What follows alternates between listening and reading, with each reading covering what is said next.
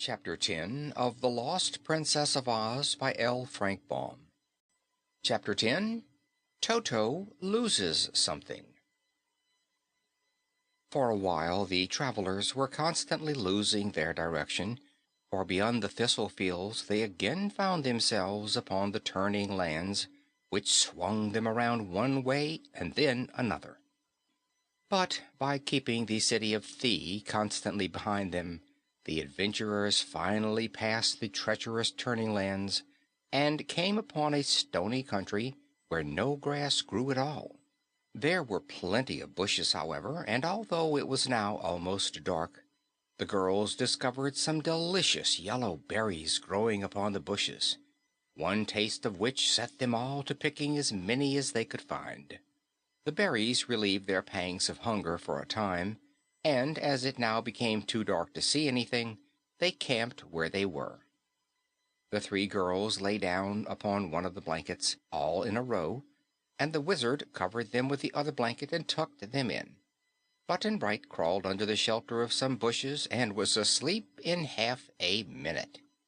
The Wizard sat down with his back to a big stone and looked at the stars in the sky and thought gravely upon the dangerous adventure they had undertaken, wondering if they would ever be able to find their beloved Ozma again. The animals lay in groups by themselves a little distance from the others. "I've lost my growl," said Toto, who had been very silent and sober all that day. "What do you suppose has become of it?" "If you had asked me to keep track of your growl, I might be able to tell you," remarked the Lion sleepily. "But frankly, Toto, I supposed you were taking care of it yourself." "It's an awful thing to lose one's growl," said Toto, wagging his tail disconsolately. "What if you lost your roar, Lion? Wouldn't you feel terrible?" "My roar," replied the Lion, "is the fiercest thing about me. I depend on it to frighten my enemies so badly that they won't dare to fight me." "Once," said the Mule, "I lost my bray so that I couldn't call to Betsy to let her know I was hungry. That was before I could talk, you know, for I had not yet come into the Land of Oz, and I found it was certainly very uncomfortable not to be able to make a noise." "You make enough noise now," declared Toto, "but none of you have answered my question. Where is my growl?" "You may search me," said the Woozy. "I don't care for such things myself." "You snore terribly," asserted Toto. "It may be," said the Woozy. "What one does when asleep one is not accountable for. I wish you would wake me up some time when I'm snoring, and let me hear the sound. Then I can judge whether it is terrible or delightful." "It isn't pleasant, I assure you," said the Lion, yawning. "To me it seems wholly unnecessary," declared Hank the Mule. "You ought to break yourself of the habit," said the Sawhorse. "You never heard me snore, because I never sleep. I don't even whinny as those puffy meat horses do. I wish that whoever stole Toto's growl had taken the Mule's bray and the Lion's roar and the Woozy's snore at the same time." "Do you think, then, that my growl was stolen?" "You have never lost it before, have you?" inquired the Sawhorse. "Only once, when I had a sore throat from barking too long at the moon." "Is your throat sore now?" asked the Woozy. "No," replied the dog. "I can't understand," said Hank, "why dogs bark at the moon. They can't scare the moon, and the moon doesn't pay any attention to the bark. So why do dogs do it?" "Were you ever a dog?" asked Toto. "No, indeed," replied Hank. "I am thankful to say I was created a mule, the most beautiful of all beasts, and have always remained one." The Woozy sat upon his square haunches to examine Hank with care.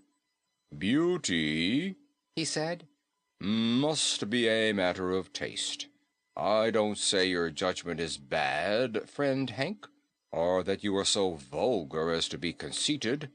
But if you admire big waggy ears, and a tail like a paintbrush, and hoofs big enough for an elephant, and a long neck and a body so skinny that one can count the ribs with one eye shut, if that's your idea of beauty, Hank, then either you or I must be much mistaken.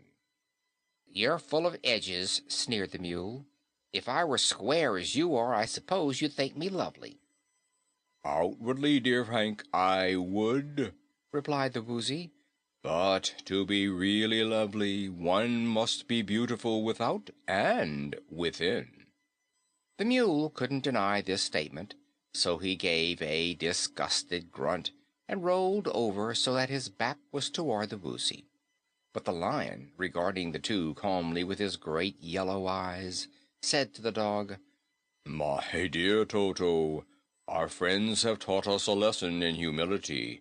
If the Woozy and the Mule are indeed beautiful creatures as they seem to think, you and I must be decidedly ugly.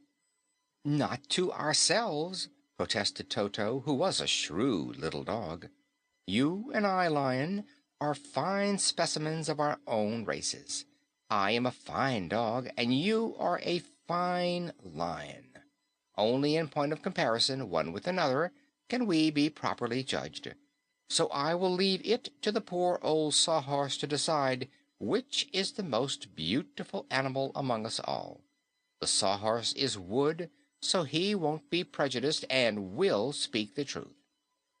"I surely will," responded the Sawhorse, wagging his ears, which were chips set in his wooden head. "Are you all agreed to accept my judgment?"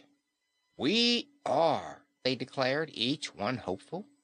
"Then," said the Sawhorse, "I must point out to you the fact that you are all meat creatures, who tire unless they sleep, and starve unless they eat, and suffer from thirst unless they drink. Such animals must be very imperfect, and imperfect creatures cannot be beautiful. Now I am made of wood." "You surely have a wooden head," said the Mule. "Yes, and a wooden body, and wooden legs, which are as swift as the wind and as tireless. I've heard Dorothy say that handsome is as handsome does, and I surely perform my duties in a handsome manner. Therefore, if you wish my honest judgment, I will confess that among us all I am the most beautiful." The Mule snorted and the Woozy laughed. Toto had lost his growl and could only look scornfully at the Sawhorse, who stood in his place unmoved. But the Lion stretched himself and yawned, saying quietly, "Were we all like the Sawhorse, we would all be Sawhorses, which would be too many of the kind. Were we all like Hank, we would be a herd of mules.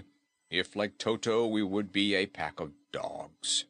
Should we all become the shape of the Woozy, he would no longer be remarkable for his unusual appearance. Finally, were you all like me, I would consider you so common that I would not care to associate with you. To be individual, my friends, to be different from others, is the only way to become distinguished from the common herd. Let us be glad, therefore, that we differ from one another in form and in disposition. Variety is the spice of life, and we are various enough to enjoy one another's society. So let us be content." "There is some truth in that speech," remarked Toto reflectively. "But how about my lost growl?" "The growl is of importance only to you," responded the Lion. "So it is your business to worry over the loss, not ours. If you love us, do not afflict your burdens on us. Be unhappy all by yourself." "If the same person stole my growl who stole Ozma," said the little dog, "I hope we shall find him very soon and punish him as he deserves. He must be the most cruel person in all the world, for to prevent a dog from growling when it is his nature to growl is just as wicked, in my opinion, as stealing all the magic in Oz.